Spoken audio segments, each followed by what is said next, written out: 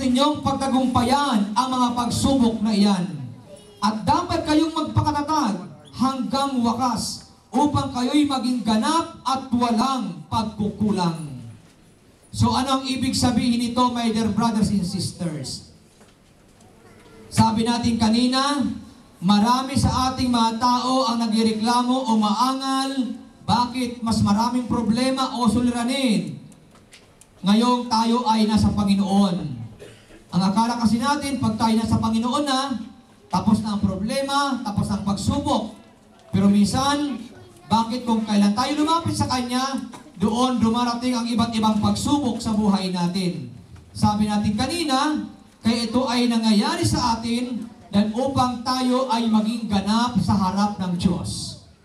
Ano yung pagiging ganap? Yung bang matutuhan natin na wala tayong ibang sasandalan, wala tayong ibang aasahan, kundi si Yahweh El Shaddai lamang.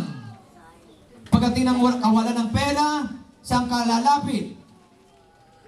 Saan tayo lalapit? Kay Yahweh. Hindi yung kapag may problema, utang dito, utang doon. Ingat kayo dyan.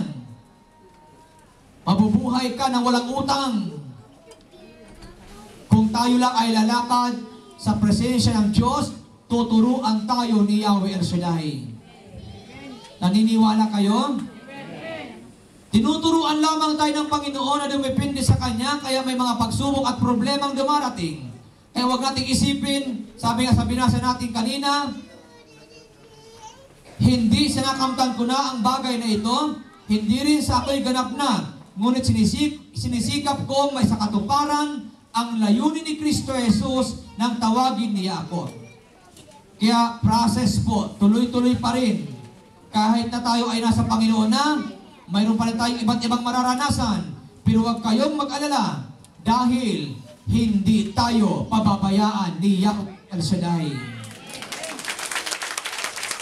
Sabi mo sa katabi mo, kahit may pagsubok, kahit may problema, maniwala kang andyan ng Diyos, hindi ka niya pababayaan. So, anong isang halimbawa ng pagiging ganap? Sabi natin kanina, tayo ay magiging ganap sa pamagitan ng mga pagsubok sa buhay. Doon tayo lalong nagiging malapit sa Diyos.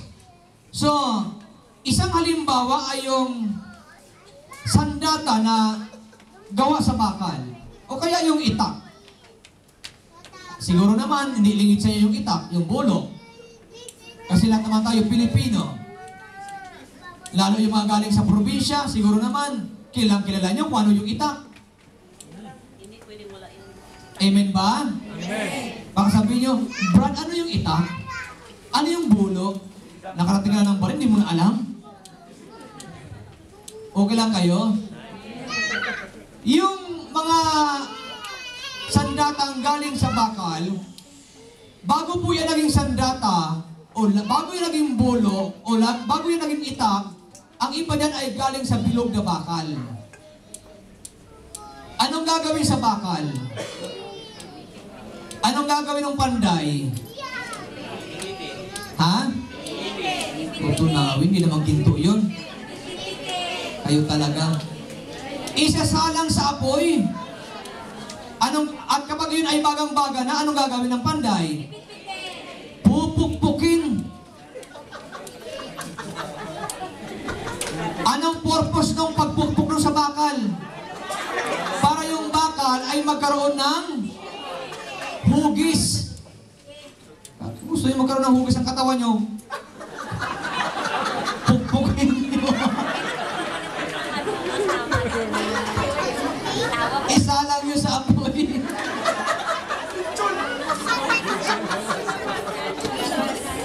Okay lang ba kayo?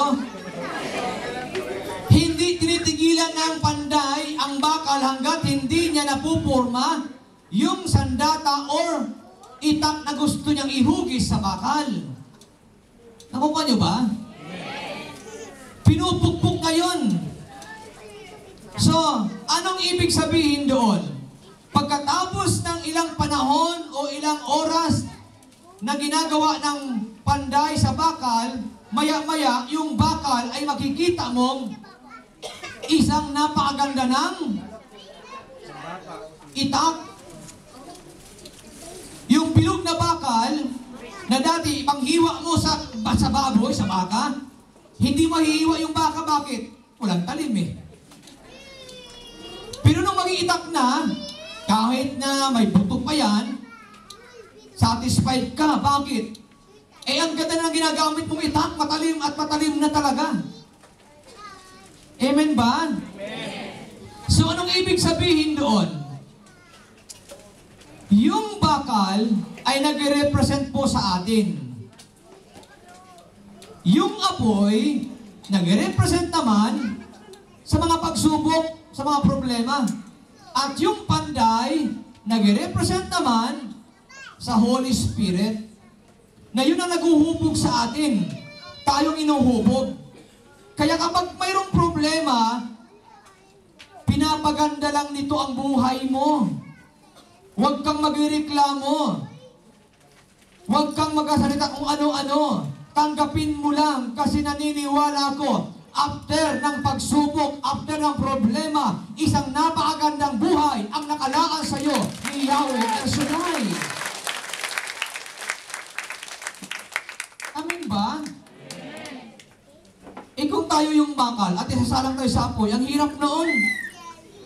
Pupupukin ka ng maso hanggang sa ikaw ay magkahugis.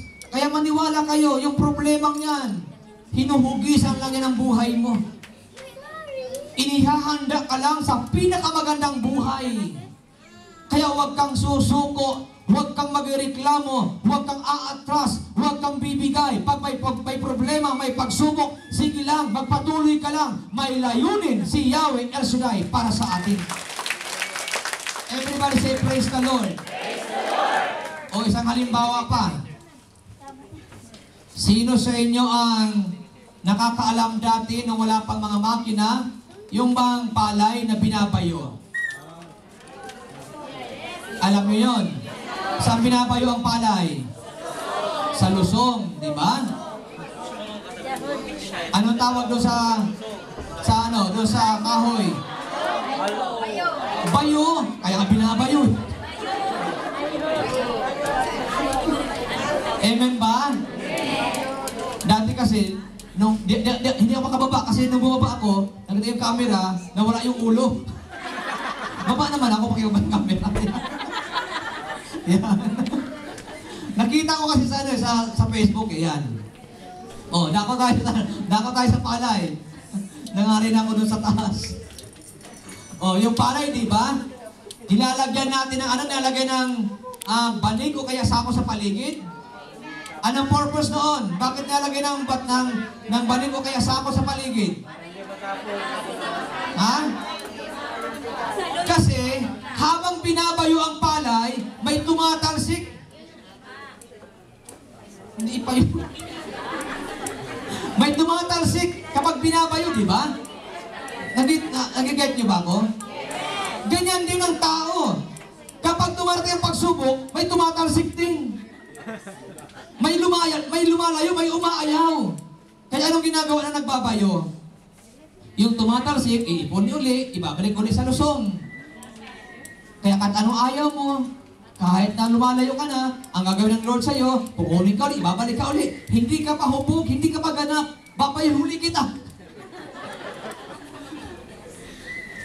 Ganyan dito. Minsan, hindi maintindihan ang ginagawa ng Diyos. Akala natin, pinarurusahan tayo ng Panginoon. Ang hindi mo alam, tinuturuan ka lang ni Yahweh para maging maganda ang iyong buhay sa harap ng ating Yahweh El Shaddai. Amen ba? Anong ginagawa doon sa palay? Bakit pinabayo? Para mabalatan. Bakit kasi mayroong balat? Ano yung balat ng bigas? O, di ba? Ipa? Kasi hindi ko pwedeng sabihin balat ng palay. Kasi balat ng bigas, kasi sa loob bigas eh. So, ang balat doon, ipa. Di ba? Pag binabayo yun, nababalatan, ganyan din dito. Yung mga pagsubok na dumarating sa atin, binabalatan ka lang. Tinatanggal lang ng Diyos ang mga bagay na hindi maganda. Halimbawa, yung pagiging sensitibo mo, pagiging matampuhin mo, pagiging magalitin mo, para maging maramdamin, pagiging mapagtanim ng sama ng loob. Kaya minsan inaalaw ng Diyos, magkaroon mo ng maraming pagsubok at problema para matutuhan mo na, Lord, sige na nga po, katulad pumasin sa akin, andyan ka naman. Amen. Amen ba? Porque hindi ka nabigyan ng pagkakataon sa gawain na ito, hindi ka napansin, hindi ka nababalik sa gawain na ito. Wag! Naparito ka, hindi sa tao. Naparito ka dahil kay Yahweh El Shaddai. Kaya kahit walang pumansin sa iyo dito, bumalik ka ng bumalik dito kasi ang kinakatagpo mo dito ay walang iba kundi ang Diyos na ating sinasamba. Everybody say, praise the Lord. Kaya yung mga pagsubok, binabalatan ka lang dyan. Tinatanggal lang ang iyong balat dyan. Alin yun? Halimbawa, masalo ka mapagmagaling, mayabang. May pagsubok na darating sa iyo para matutuhan mong magpakumbaba. Matutuhan mong lumapit. Brad, ano ba yung tungkol dito? Kasi dati hindi ka marunong magtanong. May mga ganun kahit hindi alam, hindi magkatanong kasi nagmamarunong. Pero yung mga nababalatan na, kahit may alam, nagkatanong pa rin. Bakit nagkatanong pa rin? Kasi nagdadagdag ng kaalaman. Ang taong marunong at marunong, nagtatanong pa rin sa marunong. At ang taong matanong, tumatalino. Amen ba? Amen. Gusto yung tumalino? Magtanong ka na magtanong. Kaya lang, huwag yung gayahin yung bata. Bakit lumilipad yung eroplano? Hindi na maganda tanong yun. Mami, bakit tumatakbo yung sakyan? Hindi na ugma sa edad mo. Okay raw yung bata pag matanong, bibo. Pagka maedad na, matanong,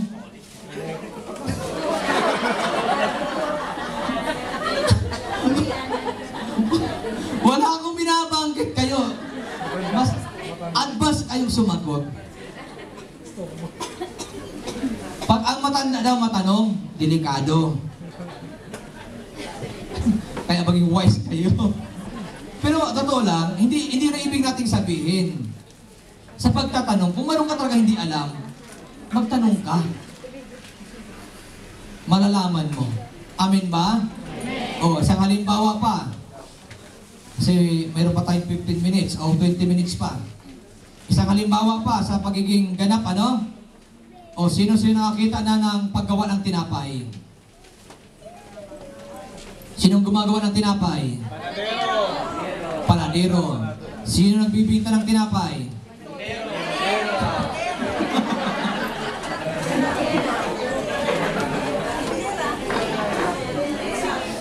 Anong tawag sa taong lalaking lumaki ng Maynila? Manilero. Anong tawag sa lalaking lumaki ng Cebu? Cebu boy?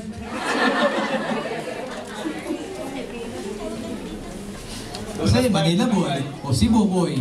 Si Cebu boy. Okay lang ba kayo? Okay. Yung paggawa ng tinapay. Saan galing ang tinapay? Sa harina, di ba? Anong ginagawa sa harina? Mamasahin, lalagyan ng tubig, lalagyan ng langis, di ba? Mamasahin yan. Tapos ihampas pa sa lamesa. Pagkatapos noon, minsan, pinaiikot-ikot pa sa katawan. Kaya nga medyo malat-alat ang kaunti. Okay lang ba kayo? Oy, hindi naman totoo yun. Dito, malinis ang paggawa ng tinapay. Malinis, hindi totoo yun. Gawa-gawa ko lang yun. Pero ang tinapay, talagang minamasa yan. Di ba? And then pagkatapos noon, yung harina na minasa, huhulmahin na yan ng panadero sa iba't ibang hugis ng tinapay. Di ba? Minsan, may ensimada, may Spanish bread, may pandesal, may pandikuko, may munay. Sa probinsya, mayroon pang ibang tawag yan, yung putok kung tawagin. Ano yung putok? O, di ba? Matikas yun, di ba? Kaya ang pagkahulma sa atin minsan iba-iba din. Mayroong malambot lang, mayroong magtigasin. Kahit sinasabihan mo na, matigas lang ang kalooban. Hindi yan, Brad. Yan, huwag niyong pakialaman yun. Yun ang pagkahulma sa kanya. So, anong gagawin doon sa tinapay na hinulma na sa iba't ibang hugis ng pagkatinapay? Ilalagay sa tray. Sa tray muna, hindi man direct sa oven yun. Ilalagay sa tray yun. Tapos, isasalang na sa oven, di ba? And then, after mga ilang minuto, tatanggalin yun doon. Dahil luto na. Yung harina na hinugis sa tinapay, nung hindi pa isinalang sa apoy, sa oven, pag kinain mo, masarap ba? Hindi. Pero pag sinalang mo yan sa apoy, sa oven, pag yun ay luto na, at inalis na doon, pag kinain mo, masarap hindi? Yan. Kaya tayo, minsan ay isinasalang tayo sa mga problema at pagsubok para tayo ay maging katanggap-tanggap kasi ayaw ng Diyos na hilaw tayo. Amen ba? Amen. Mas masarap ang taong nasa Panginoon ng hubog, hindi hilaw. Kasi pag ikaw ay luto, kahit galitin ka, nakangiti ka pa rin. Amen ba? Amen. Kahit i-chismis ka, hindi mo papatulan. Amen. Bakit? Anong sasabihin mo? Lord, patawarin mo sila. Alam na nila ang ginagawa nila. Yun ang kaibahan sa mga nagiging ganap. Kaya yung mga pagsubok sa buhay, yan po ang proseso para maging ganap tayo. Kaya huwag yung tatakasan ang mga problema at pagsubok na yan. Ang naghuhubog sa atin ay walang iba kundi ang Espiritu Santo. Siya yung panday, siya yung nagbabayo, siya yung panadero. Kaya wala kang magagawa kung anong gagawin sa iyo. Halimbawa, kung siyang panadero, gawin kang maliit at tinapay, wala kang reklamo. Hindi mo pwede sabihin, pwede ba? Laki-lakihan mo ako. Amen ba? Amen. Bakit? Siya gumagawa. Ngayon, ang Holy Spirit ang gumagawa din sa atin. Kaya wala kang reklamo, hindi ka pwede magreklamo, at hindi tayo pwede magreklamo kung ano ang gawin sa atin ng banal na Espiritu. Anong sabi ng Bible? Sa 1 Thessalonians, ipagpasalamat natin sa Diyos ang lahat ng pangyayari dahil ito ang nais ng Diyos. Ibig sabihin doon na wala ka ng trabaho, anong gagawin mo? Magpasalamat sa Diyos. Ay, salamat Lord, wala akong trabaho. Makakatulog akong maghapon. May plano siya. Ay, hindi. Natanggal sa trabaho. Tapos, nag-iiyak na, wala na. Huwag kang iiyak, maniwala ka sa Diyos. Pag may nawala sa'yo, may bubuksan na pintuan ang Diyos para sa'yo, para ikaw ay pagpalain ng Panginoon. Yan yung nagiging ganap, hindi siya nag-iisip mo ano-ano. Amen po ba? Amen. Kasi bubog ka na, naniniwala ka na hindi ka pababayaan ng Diyos. Di ba mayroong ang kanta dyan? Kailan ka iniwan ng Diyos? Kailan mo naranasan na siya ay wala? Amen ba? Amen. Anong sakit ang di niya pinagaling? Anong problema ang di niya binigyan ng kalutasan? Di ba't wala? Di ba? Ibig sabihin, dumating man ang problema sa iyo, andyan si Yahweh, tutulong sa iyo. Hindi tayo pababayaan. Kaya yun ang proseso para maging ganap tayo. So kung ang panday ang panadero, ang nagbabayo, ang Holy Spirit, at tayo ang palay, tayo ang harina, at tayo yung bakal. So isinasalang tayo sa iba't ibang pagsubok at problema para tayo ay maging ganap. Ngayon, sa pagiging ganap natin, kung ang Holy Spirit ang panday, ang tanong, paano tayo makikiisa sa banal na Espiritu? Yung bang wala tayong resistance? Kasi kung siya ang humuhubog sa atin, dapat marunong tayo makiisa sa Kanya. Amen ba? Amen. So paano tayo makikisa sa Holy Spirit? Ang sabi ng Romans chapter 12 verse 2, and do not be conformed to this world, but be transformed by the renewing of your mind, that you may be proved what is the good and acceptable and perfect will of God. Ang sabi ng Bible, do not conform to this world. Para tayo ay talagang maging kaisa ng Espiritu, ang sabi ng Bible, do not conform to this world. Dahil hindi tayo maging kaisa ng Holy Spirit kung tayo pa rin ay kaisa ng mundo.